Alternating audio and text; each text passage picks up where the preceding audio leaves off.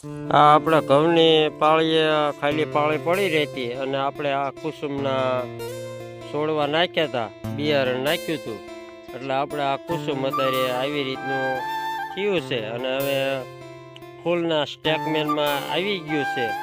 અને જે આ ઉપર તમે જુઓ ફૂમકા, એ આપણે ફૂલના સ્ટેકમેનમાં ફૂલ પણ આવી ગયું છે અને ફૂલ પણ થોડા સમયમાં અને આવતું દેખાઈ જાય છે. અને એનો વિડીયો પણ અમે ફૂલનો પણ આનો તમને અમે વિડીયો આપશું.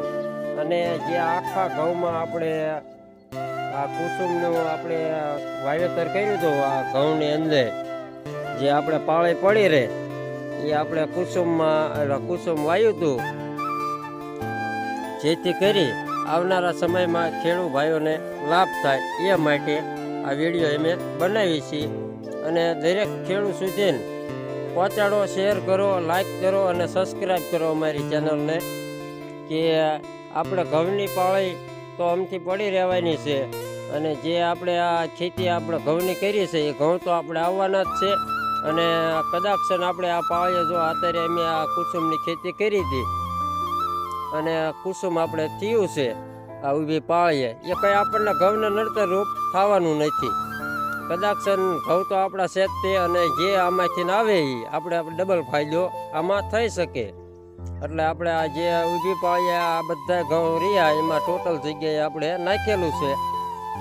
આ જે ઉપર ફૂમકા દેખાય એ કુસુમના છે અને બાકી ઘઉં પણ આપણે સારા એવા નીંગલી ગયા છે અને કુસુમ પણ આપણે નરવું છે. આમાં એક ફેરો આપણે ઘઉંમાં દવા છાંટી નથી કે ખડની કે ઈવળની, કોઈ પણ આપણે રોગ હતો નહીં અને આપણે કોઈ પણ જાતની આમાં દવા છાંટેલી નથી. અને જે આપણે કુસુમ વાવ્યું હતું એમાં પણ આપણે કોઈ પણ જાતની દવાનો છંટકાવ નથી કરેલો. આ એન્કેની આપણે શેલી પાળી છે, અહીંયા પણ છોડવા સારા છે અને લગભગ આશરે 4 વીઘાનું વાવેતર આપણે કુસુમનું થયેલું છે. 5 વીઘાના ઘઉં છે પણ 7-8 પાળી આપણે નહોતું નાખ્યું, કારણ કે થાય ન થાય એનો આપણને આશરો નહોતો એટલે આપણે થોડુંક ભૂલ કરી નાખી નહોતું નાખ્યું. ટૂંકમાં હરાઈ ગયા હતા, થાય છે કે નહીં થાય આપણે ખોટી મહેનત કરવી.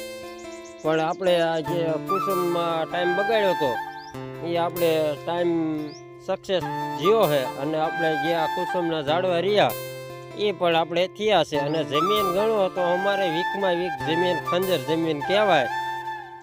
આમાં ઝાર અને ઘઉં અને કપા એ 3 વસ્તુ થાય છે એવી અને એ જે આ તમને આગળ લઈ જઈને હું બતાવું જે આપણે બધી પાળીએ નાખેલું છે.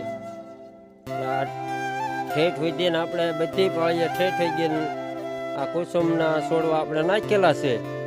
અને જેથી કરી આવનારા સમયમાં આનું તમને બિયારણ પણ મળી જાય છે અને તમને પૂરેપૂરી જાણકારી પણ આ વર્ષે અમે આપી દેવાના છે. અત્યારે આપણે આને સમય ગણો તો 52 થી 53 દી થયા, હજુ પૂરા 2 મહિના નથી થયા. અને 2 મહિના ને 10 દીએ તો આનું ફૂલ ઉગડી જાય એવું આપણે યુટ્યુબ માધ્યમથી જાણવા મળેલું છે. અને આપણે બિયારણ પણ મગાયેલું હતું, જે આપણે આને કુસુંબી પહેલાં ગઢિયા કહેતા હતા. આપણે પહેલાંના ગઢિયા આને વાવતા જ છે, આને કુસુંબી કહેવાય, કુસુંબીનો રંગ. એટલે આપણે આ કુસુમ અત્યારે વાવ્યું છે અને સારું એવું નરવું થયું છે. તો વિડીયો સારો લાગે તો લાઈક, શેર ને સબસ્ક્રાઈબ કરી દીજો. અને રામ રામ ને સીતારામ મિત્રો.